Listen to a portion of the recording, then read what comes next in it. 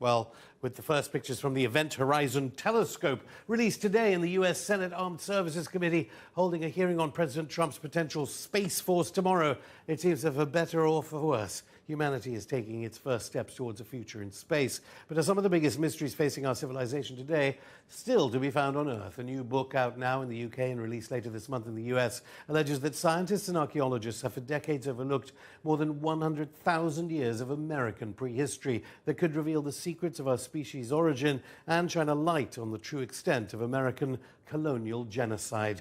The book is America Before the Key to Earth's Lost Civilization, and its best-selling author, Graham Hancock, joins me now. Graham, welcome back to Going Underground. Thank I've got to ask you, we've been told for years that there's no point, really, from an archaeological perspective in talking about the Americas. Why is this book so big, America Before? Well, you see, it was a long-held view. It's unfortunate to say this about something that defines itself as a science, but archaeology is very dogmatic. And it was a dogmatic view held for more than 50 years, from the 1960s right through until past 2010, that the first human beings to enter the Americas had come in about 13,400 years ago. Across to Alaska. Through Alaska, through the Bering then land bridge, and into North America, and then into South America.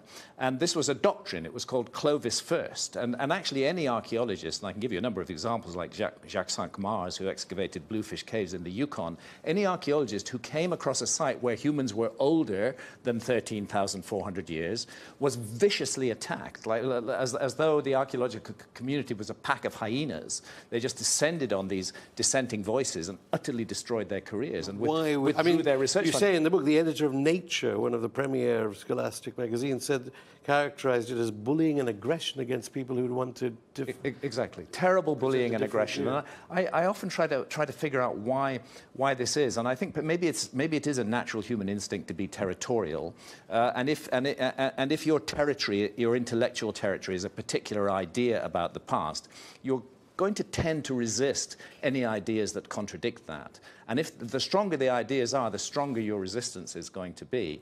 And this, unfortunately, is the case, that for more than 50 years, evidence of humans in America much older than 13,400 years ago was simply dismissed, and anybody who attempted to go that way would not get research funding and would be ostracized by their colleagues and literally have their lives ruined. And this is most unfortunate, and it's not how science should proceed, because we now know that human beings have been in the Americas for tens of thousands of years before 13,400 years ago. In fact, the latest evidence puts them back more than 130,000 years in the Americas. And what that says to me is, if they were saying before that humans didn't come until 13,400 years ago and nobody should look, nobody should dig deeper, now we know they were there 130,000 years ago. That's more than 100,000 years of the American story that has not been told entirely because of the dogmatism of archaeology. And now, reluctantly, they're having to accept, all of the institutions are accepting, well, we're sorry, we got it wrong. But it's not just a matter of getting it wrong. It's a grave responsibility to be the profession that interprets the prehistory of humanity to the modern world. And it's a betrayal of that responsibility to be so dogmatic and to refuse to consider any possibility which doesn't fit with one's preconceived notions. And, you know, the net result is that we're left with 100,000 years of North American prehistory, which has been completely unstudied, and they're only now beginning to study it. And the evidence that's coming out, both in North America and South America, is absolutely stunning. All the old preconceptions are being Who benefited, though, apart from this professional class of archaeologists? And I know it's very multidisciplinary, this book, as you are saying, not just archaeology, genetics, biology, yes, but and also... the new science in genetics is one of the things that's breaking the logjam, because genetic evidence is coming up which can't be explained by the pre-existing paradigm. For example, the pre-existing paradigm held that human beings had only entered America one way, that they'd come up through North Asia into Siberia, across the Bering Straits, which were then a land bridge, down through North America and on into South America. The problem that DNA has thrown up is that we have a very strong genetic relationship between Australasians, Aborigines and Melanesian people from Papua New Guinea, and certain tribes in the Amazon jungle. Now, if you could find that DNA footprint in Central America and in North America as well, it wouldn't challenge the existing dogma. But you can't. You only find it in the Amazon, and that rules out any possibility that they could have migrated through North and Central America to get to South America. They had to have crossed the Pacific Ocean. And furthermore, because very ancient skeletal material has been found containing this DNA, we know that this happened during the last ice age. So and this is horror for archaeologists, that humans could cross an ocean like the Pacific during the last ice age. They regarded it as absolutely impossible. Graham, I'll stop you there. More from Graham Hancock after this break.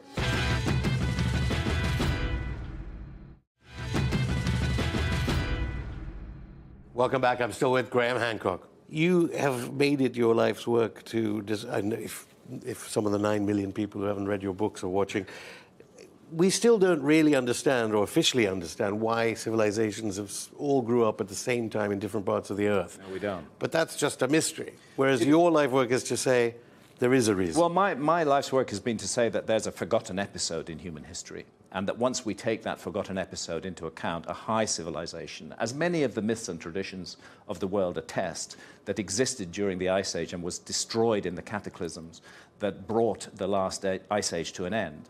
I feel that that's a very neglected possibility by archaeology. Not just neglected, just absolutely ignored as a possibility. And I felt that my role has been to present solid, well-researched, thoroughly documented evidence which challenges that idea. Because if we are missing a very big part of our story, then we don't know who we are. We are lost in the modern world, and that's why I say it's a grave responsibility to be an archaeologist and to interpret the past to the present, because our ideas of who we are come from the story we've been told about that past. And now we know that an enormous area of the world, the whole of the Americas, was completely ignored, and it may, in fact, have been the center of the origins of civilization. I have a book in my shelves called History Begins at Sumer in Mesopotamia between the Tigris and the Euphrates River, and that's been the idea of archaeology for a very long time, that civilization began in the Middle East, in Mesopotamia. But that idea simultaneously in others. And then all over the world. But what's beginning to change that is evidence, much earlier evidence of civilization, as we would call it. For example, Göbekli Tepe in Turkey. And it's pushing the date back right to the edge of the last ice age. And those very early sites show evidence of great advanced technology. And the only possible explanation, as far as I'm concerned, is that they inherited a legacy from an even earlier civilization. To which, of course, scholarly archaeologists have long said about your work, OK, what destroyed it then? But yes. Now new evidence, which you go through in this book again, has emerged of what could have destroyed it, a comet. And again, yes, and the archaeologists hate this idea as well. But this idea is coming from more than 60 major mainstream scientists, oceanographers, geophysicists, geologists, who've been looking at a very peculiar layer in the Earth that is called the Younger Dryas boundary layer. And it's also called the black mat because it's full of soot and evidence of intense wildfires burning. And right at the base of the black mat are all kinds of minerals and chemicals that can only in abundance be caused by a comet hitting the Earth. And that's iridium, that's melt glass, that's carbon microspherules, that's nanodiamonds, which are physically created by the heat and shock of the impact. And these are distributed across tens of millions of square miles of the Earth's surface, and they all date to 12,800 years ago. And undoubtedly there was a cataclysm then. Actually, nobody denies that, because that's the time that the megafauna went extinct. The mammoths, the dire wolves, the saber-toothed tigers, the mastodons, they all went down at that time. And up till now, the explanation has been, human beings must have made them extinct. Overhunting. Overhunting, although I cannot conceive of a single hunter-gatherer group that would willfully wipe out its entire prey animal. Hunter-gatherers are actually very protective of the species they hunt. They don't wipe them out. That's always been a bad idea, the notion of the overkill hypothesis. And now we have it's an environmental question at the moment. It also raises environmental questions, and then there are interests that people seek to protect in that area as well. But now we have this massive new evidence. They've been steadily publishing in major mainstream journals since 2007. The latest papers just came out a month ago in 2019, and the overwhelming mass of that evidence just is irresistible. We must confront the fact that there has been a hidden hand in human history, and that hidden hand appears to have been a comet, which was originally up to 100 miles in diameter, which came in from deep space, from the Oort cloud or the Kuiper belt, entered an Earth-crossing orbit within the solar system, began to break up into multiple fragments. 12,800 years ago, at least 4 of those fragments hit the ice cap that then covered Greenland and North America, causing a massive global cataclysm, releasing a huge amount of meltwater into the world ocean and bringing global temperatures down suddenly. Huge, dramatic climate change. Now we know why it happened. Okay, It happened because of a comet impact. I want to get on to the pretty grim implications of that. Why do you think that, aside from this, in a sense, the cover-up of, let alone Native American sites, why would so many people be covering up the evidence of earlier civilizations in the Americas? I think some people have called it a colonial cover-up, a colonial archaeological conspiracy. There's 2 sides to this story. In one side of the story is the way America was conquered by basically Anglo-Saxons. And in that conquest of the Americas, what they confronted was an indigenous people who had inhabited that realm for tens of thousands of years, we now know. And the first thing they did was to attempt to exterminate them physically, to get them out of the way. And when that became objectionable, the next measure was to exterminate their culture, to rub it out, to pour scorn upon it, to say that it was of no value, that in a sense, the absurd and monstrous argument was that the Native Americans deserved what was done to them because they were supposedly not capable of any high culture. We now know that that's completely untrue, and that was a conspiracy. That was a conspiracy to destroy Native American culture and thus to legitimize the conquest and the massive theft of land. And it carried on into the 20th century with the so-called boarding schools, where Native American children, almost all of them, were taken away from their families, We've talked about hundreds of miles away, and put in schools and taught that their culture was rubbish and indoctrinated with Western We've actually culture. talked about them on this program, but I mean, in the book you say that you use the work of UCLA's Professor David Wilkinson, that the so-called Amazonian cities, Yes. so London around the 16th century, 60,000 population, there were cities there. There were enormous cities in the Amazon. This is another piece of the new evidence that's overwhelming the old ideas. Because the old idea was that there were no humans in the Amazon until about 1,000 years ago, that the Amazon, although it's a luxuriant rainforest, has poor soils, and that it was impossible for human beings in large numbers to survive there. We now know they did, and the reason we know they did is tragically because of the clearances of the Amazon. So much of the Amazon has been cut down, and in those areas that have been cut down, evidence of enormous cities has emerged, cities with populations of tens of thousands, bigger than London at the same time.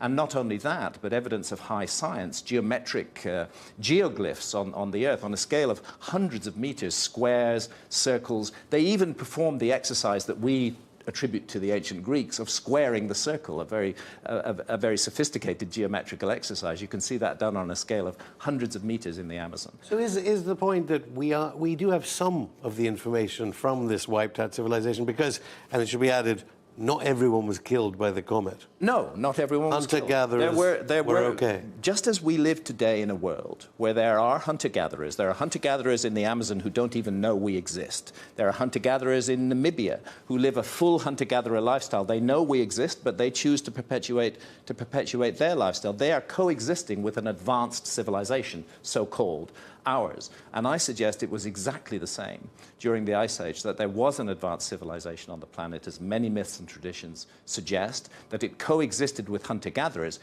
But who survived the cataclysm in the largest numbers were not the members of the advanced civilization. Just as I believe we would not survive such a cataclysm today. We're not psychologically prepared for a disaster. We're the spoilt children of the earth. We are used to having clothes on our backs, roofs over our head, plentiful supplies of food in the supermarket. You stop that dead in its tracks, and within a matter of weeks there would be traumatic shock and chaos and disorder. People from advanced civilizations actually do not have survival skills. But people who are hunter-gatherers are masters of survival. So it's not surprising that it's the hunter-gatherers who survived in the largest number. But what I evidence in this book, what I document in this book, is that there were survivors of a more advanced civilization, and they took refuge amongst hunter-gatherers. And they then tried to teach them what they knew and hoped to recreate or restart their civilization again. And quite apart from the lies you've exposed, I wouldn't want to call them lies. I don't think that the archaeologists have deliberately lied. I want to be clear about that. I think, honestly speaking, that the majority of archaeologists who held to that old model that has now been completely discredited honestly believed what they were saying to be true. They felt that that's what the evidence said. And then their careers became connected to that idea, and they became very reluctant to accept any idea that threatened that. And I think it's more that natural territoriality of human beings rather than a deliberate attempt to hide the truth of the past from us. But the effect has been as overwhelming or worse than a deliberate attempt to cover up the past, because 100,000 years of the human story has just been completely shut down until now. And aside from finding out who we are, there's obviously trillions spent on military technology. You think we should be spending on some kind of protection, certainly from... I certainly do. Things that can destroy us. I certainly do. It's one of the things that frustrates and annoys me, that we can create massive scientific endeavors. We can raise enormous amounts of money to fund weapons of mass destruction so that we can invent ever more sophisticated ways to murder one another as a species. But when it comes to protecting the Earth from environmental threats, when it comes to protecting the Earth from, for example, a comet impact, we're not interested at all. And the thing is that we could do that. And the key point that I really need to make is that that original giant comet that broke up into multiple fragments that caused a cataclysm 12,800 years ago, huge bits of it are still in orbit in the Taurid meteor stream, which the Earth passes through twice a year. And it is regarded by responsible astronomers as the most grave collision hazard facing the Earth at the present time. And it doesn't need to be gloom and doom. All we need to do is take all that ingenuity, all that money, all that power that we now put into weapons of mass destruction and turn it towards protection of the Earth. Because these events, when they happen, are world-changing. Do we really want to see the end of our civilization? Because that's what's in the offing, unless we do something about this. But the good news is we can do something about it. My goodness, the economic interests are already talking about mining asteroids. The technology exists to do that. You can mine an asteroid, you can move it. And just finally, obviously, if we get past October and the Taurids, then your work has depended on scholars coming out with paper after paper since you were last on. So much new information that has supported your original thesis. Yeah. What next, do you think? It's very difficult I think we are poised on the edge of what is called in science a paradigm shift. I think that the monolithic control of the past that archaeology has exercised is being eaten away by new sciences like genetics and indeed geology. And the result of that is that all the evidence that's coming out shows that the human species is much older than we thought, that their abilities were much more advanced than we thought, that whole areas of the world that have never been studied by archaeologists at all may have been the source of an advanced civilization in the past. The evidence keeps on mounting up. It won't go away. I keep thinking I'm finished with this story. I thought I was finished with this story in 2002 after a book called Underworld, and then Göbekli Tepe came along, and I needed to write Magicians of the Gods. And then, after publishing Magicians of the Gods in 2015, there's just massive amount of new evidence from the Americas showing that the whole story of the peopling of the Americas were wrong, and that the Americas are full of cunningly designed, highly scientific monuments, geometry, astronomy on an extraordinary scale that speaks to enormously sophisticated people. Graham Hancock, thank you.